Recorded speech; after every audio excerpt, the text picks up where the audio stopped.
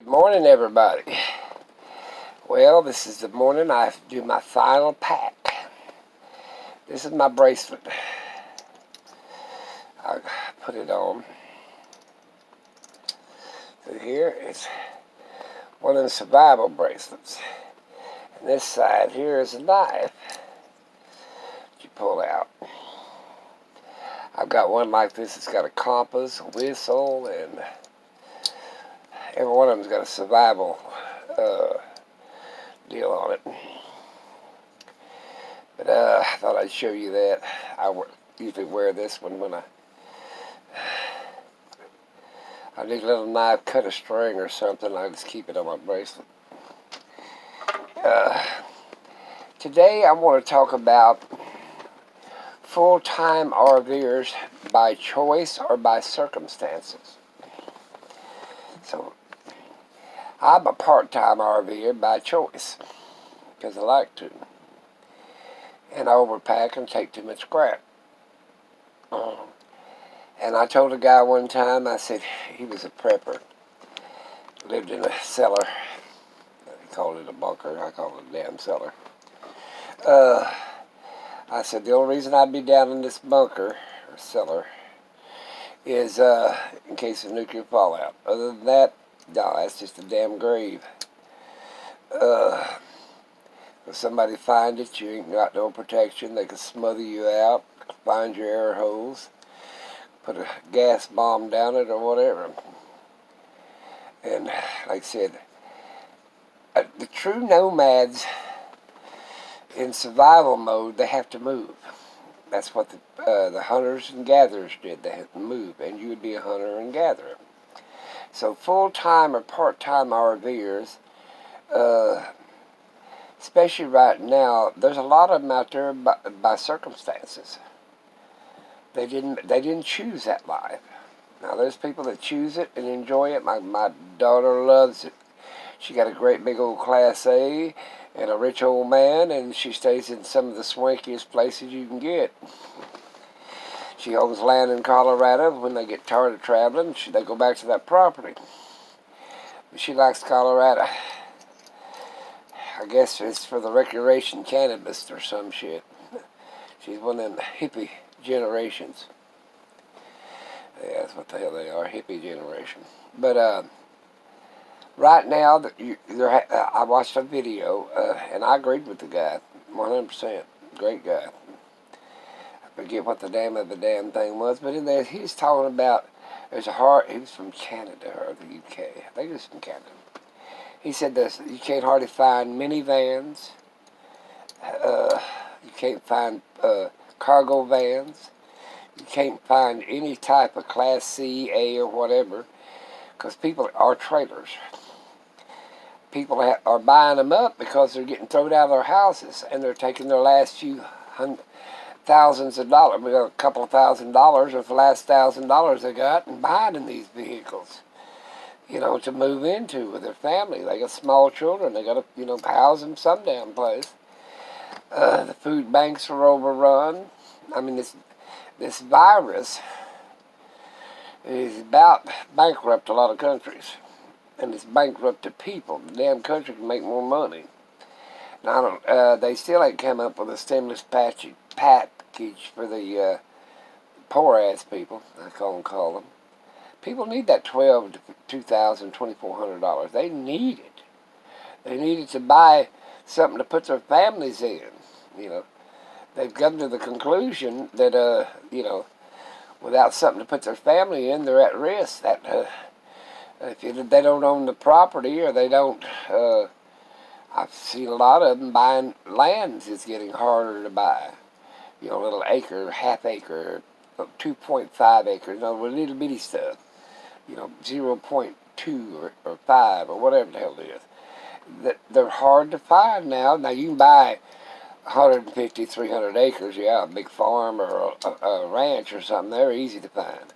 But I should buy one of them. Like he's always thinking about making money, I should buy a big ranch. 150, 300 acres, 500 acres. Cut that sucker up in half-acre lots. Make $1 million really damn quick. You'd have to sell it reasonable, but quarter-acre lots is enough to park on. But that's what I'm saying. These people that's got families, and they had good jobs.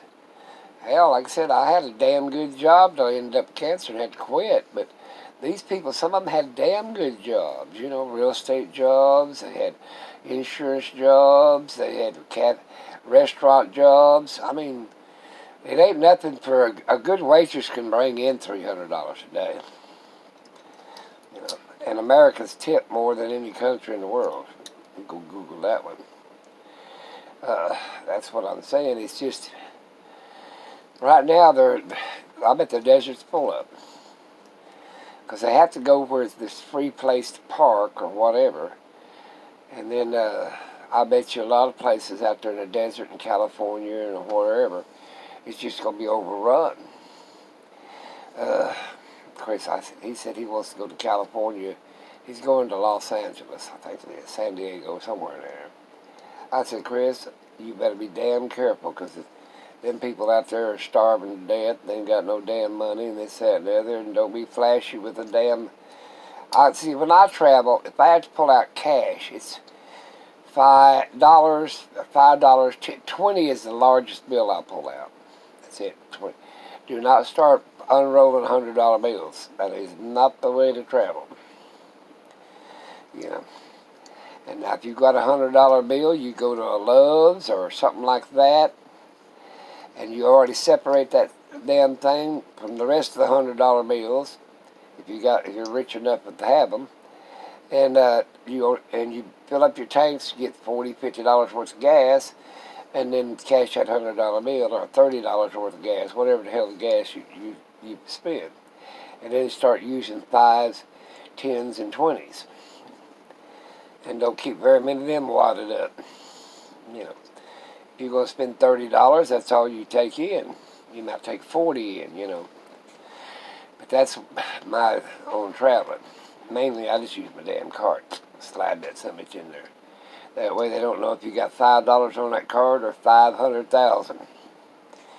Well, you know, they're only insured up to 100,000, so you get 2 or 3 different cards.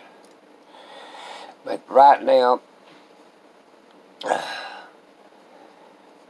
it is hard on people. They're suffering, and the damn government ain't helping. Oh, we got a vaccine now. Everybody can go back to work. It might take a year for people even to trust that damn vaccine to take some bitch in the first place. Now, unless they pass a law, if you ain't had the vaccine, you can't go back to work, and they're liable to do that. Turn it into a damn communist country. Someplace out there in Green Valley or Orange County or some damn where in California, they passed a law, and the police department said, I ain't arresting these people, that they have to wear a mask out in public. Well, now, I don't understand, if you're away from people, like I'm going to be away from people in the desert, close to people I want to meet to is half a mile. Big-ass desert, you can go anywhere you want to. My old ambulance is high-centered. I can go up to 2.5, 3 foot high.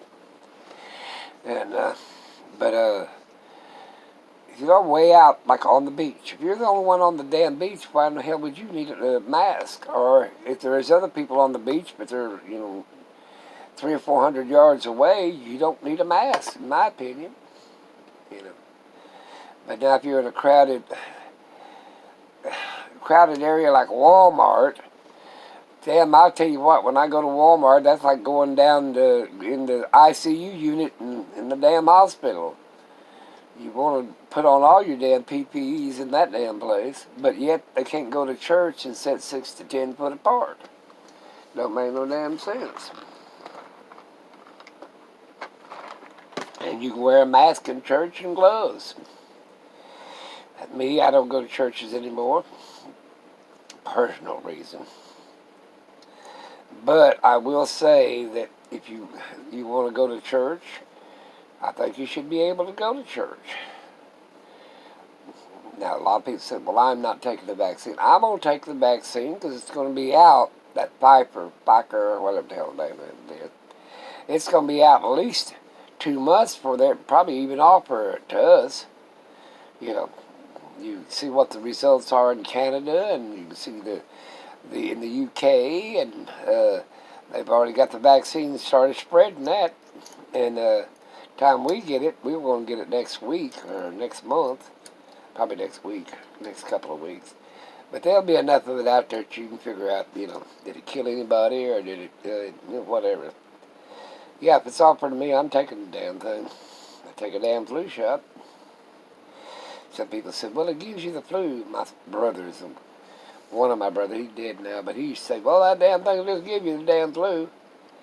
But the point about it is, I said, well, you might have a light case of it, or it was a different strand, because they pick out the one they think is going to spread that year. But no, I'm not going to be afraid to take the flu shot, the vaccine. But these full-time RVers that by choice or by circumstances, by choice is and a lot of I got friends that are full-time RVers. They own 2 or 3 properties. They rented it out. They rent the property out, and they have renters. One of them particularly, they've got, 4 or 5 houses they rent. If they want one, next time it comes, they'll go up there, and when it gets empty, they'll stay in it for, 30, 45 days to get it all back up on its feet, change the carpets or whatever the hell that they do, shampoo them, whatever, get it ready for the next renter, but they'll stay in that house for a month or 2. But they're full-time RVers. Usually they get it rented right back and then move on back to doing what they want to do. Now, that's a great income if you, but it's a lot of damn work. Now, the only way I'd have rent houses now, and I got a bunch of houses, I put my kids in them, but is the idea of letting them, a real estate agent handle it. Because I ain't got time or the patience or anything else anymore, and I don't want to go in there and repaint and all that shit. You can get agencies to handle it, of course, with a fee. They're going to make their money off of you, too. But let's say you got to have insurance on them, full coverage, and then you have enough money to keep the upkeep on them, pay the insurance on them, pay the realtor to take care of them, then you get a small percentage on the end. Everybody got money out of your rent house, but you, especially if you don't do the remodeling yourself or the cleanup, the repainting, or do the renting, or keep the upkeep on it, and have an agency do it. They're going to make about half. Each time you get the insurance paid, the real estate agent paid that's taking care of it, the upkeeps it needs, whatever the hell they may be, the bathroom, toilet, whatever, maintenance man take care of all that shit. You ain't making all that much money on it, and yet you own it. And due to this COVID stuff, you might, I can't blame them. And there's 2 or 3 ways to look at that. These people ain't got no money to pay your rent because they ain't got a damn job. I couldn't put them out on the street. If I was renting a house, I couldn't put them out on the street. I'm sorry. Because it ain't going to cost you that damn much. I'd rather have a house. I'll be honest with the damn people. I said, pay me what you can, but I'd rather have a house with somebody in it than it's sitting there vacant. The lawn's not mowed. People come in, steal the plumbing, the light fixtures, and hell, the electrical wiring. And the house deteriorates with ain't nobody living in it. And besides that, I wouldn't want to put a family out on the street. I just wouldn't do it. I'm sorry. And even though the government said, at January the 1st, that's next month, they're going to rescind all that, stop paying, that law they had put out there to keep mortgages and rent and stuff. But like I said, a lot of people are buying it, and I agree with that guy. Yeah, it's hard to find, and I think it was in Canada. But he said even going to America, it's hard to find minivans, cargo vans, RVs. I guess he didn't look in school buses and stuff, but hey, I'm going to go out there in the desert just see how many people's out there living in that damn place.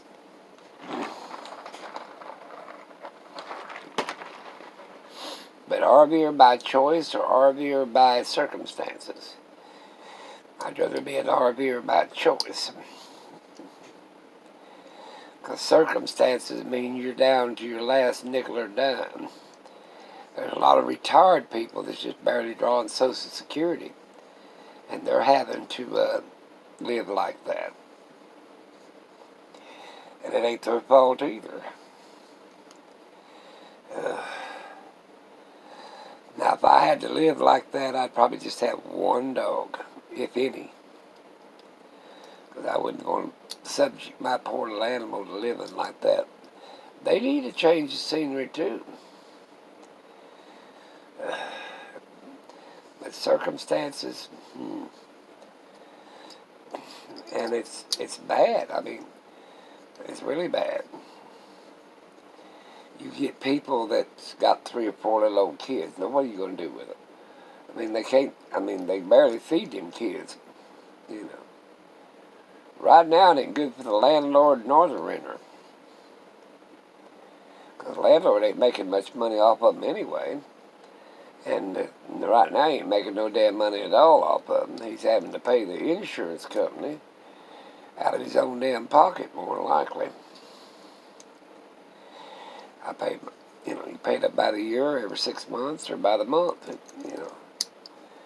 But like I said, I think I would be like that, I'd just live at, if I was going to do that stuff, I'd buy me a little acreage of land. And that's another thing. I've been hit up I got small 10-acre lots.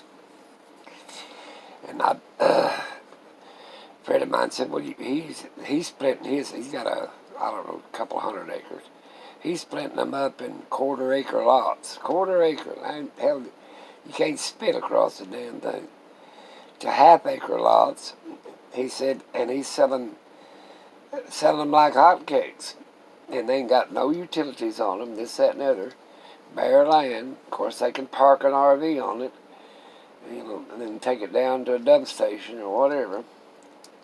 And they're buying, but now they ain't no very many. He said there ain't very many people buying ranches like 2,000 or 3,000 acres or 100 acres or 50 acre spot. They want a quarter acre, half acre. That's all they can afford. They've dropped $2,000 or $3,000, $4,000, $5,000 on a half acre or something like that. Plus their little mobile home they bought. In other words, they had a little bit of savings, and rather than to give it to the renter, the landlord, they're taking it, and especially with that, what was this one woman told me? She said, well, she got $1,200, her husband got $1,200, and the kids got $500 apiece or something like that. And they was renting, so they bought him a little 25 or 26 foot travel trailer, and he had a pickup already owned. And that's all they got now. They got that travel trailer and that pickup, and they found him a little old piece of land, and they're having to live on it, carry their water and everything else. They ain't got a well, they ain't got a water system, they ain't got a sewage system. So that's living on the acreage in a travel trailer by circumstances. Hell, I go up there and camp out on my property up in the mountains by choice. There's a difference by a choice. But you push people into they got to eat. They got to have a place to live. They got clothing they got to get. Here I am, like I said, and I don't feel guilty about my circumstances because I worked hard for it. But like I said, I can be compassionate, and I still am. Nobody knows what another person donates to, or this, that, and the other. If I give anybody something anymore, You can guarantee to be anonymous. I guarantee it. Because there's enough trolls on this shit to drive your ass nuts. They're always wanting to. They don't have a damn life of their own. And that's nothing. I can't see people try. There's a lot of people losing money on YouTube because that people they can't donate to them no more. There's a few that can, but the majority, like they used to give them $10, $15, $5. Hell, they're having to save that money for themselves. You know, I understand all that. I don't see how. I would now. I don't. I could monetization your little channel for the company to pay you for using your channel to advertise on, because they do it anyway. They advertise on it. I can see, wanting to make that money. But pours the rest of that shit, hell no.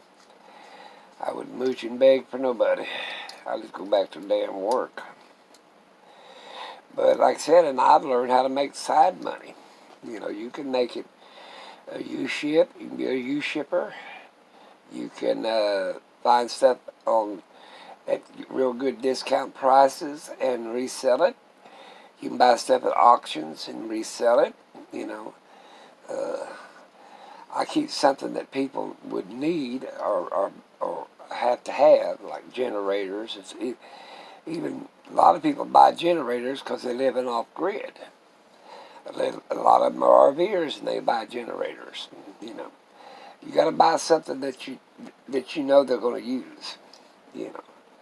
Like there's a big government auction coming up. A lot of the security equipment. Well, that should be set there for years before anybody's going to use something like that. But then there's a bunch of laptops, government laptops. Of course, they're probably anywhere from 3 to 5 years old. Usually they're about 3 years old. 4 years old. I bought one. And the bid ain't very high on them. And it's a bunch of table models too. But the laptops you can resell them to travelers, There's a lot of tablets and laptops and desk models. The desk models, of course, you got to get it all at one time. It could run you anywhere from $3,000 to $5,000, and then you might sit on them and make your money back over a 3-year period.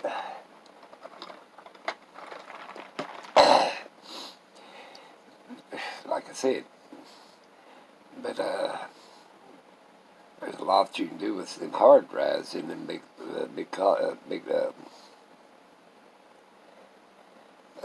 computers.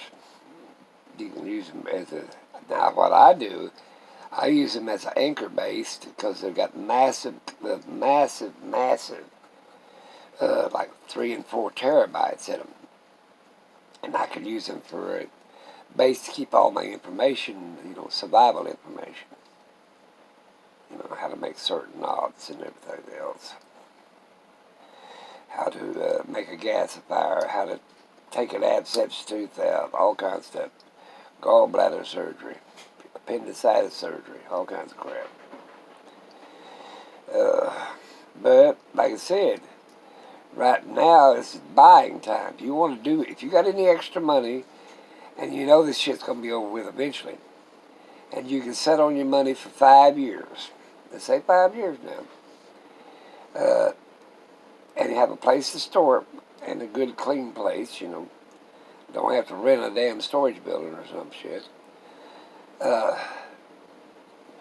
you could probably turn, let's say if you have, let's just use $1,000, you could take $1,000 within 0 to 5 years and turn that $1,000 anywhere from 10 to 20,000.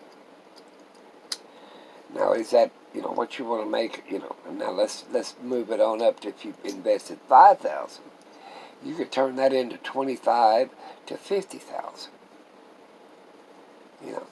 It depends on what you buy and how this, that, and the other. Like I said, I buy a lot of small engines like generators. This, that, and the other, this small engine, and then get them back on their feet. Sometimes they just need cleaned out the gas and put a new spark plug in, just so on and so forth, new pull rope, that kind of stuff. And then you turn around, I used to buy a lot of riding lawnmowers, and I got tired of hauling them. Some bitches are too damn big. Some of them pretty good size, mini tractors. But I have bought a lot of stuff. And I bought a lot of, right now would be a lot of time to buy trades equipment like concrete saws and stuff like that. Because eventually people will want their driveway redone or a foundation put in or whatever, or a slab or whatever for it out. So you can make money, but you're going to have to hang on to it for at least 3 to 5 years. It'll take 3 to 5 years for the economy to get back up on its feet if another pandemic don't come. And I look for pandemic after pandemic now. That's my opinion. But you can make money. You got to just be out there and be really super active. That's what I'm getting at. Me, I'm trying to train my son how to do stuff like that. That's what I was saying. Well, I better let you go. I've talked too damn long already. But if you're going to be an RVer, full-time or otherwise, make sure it's by choice, not by circumstances. You guys have a great day. I will keep you informed of our travels. If you enjoy watching, give me a thumbs up. Subscribe if you haven't. Yeah. Take care.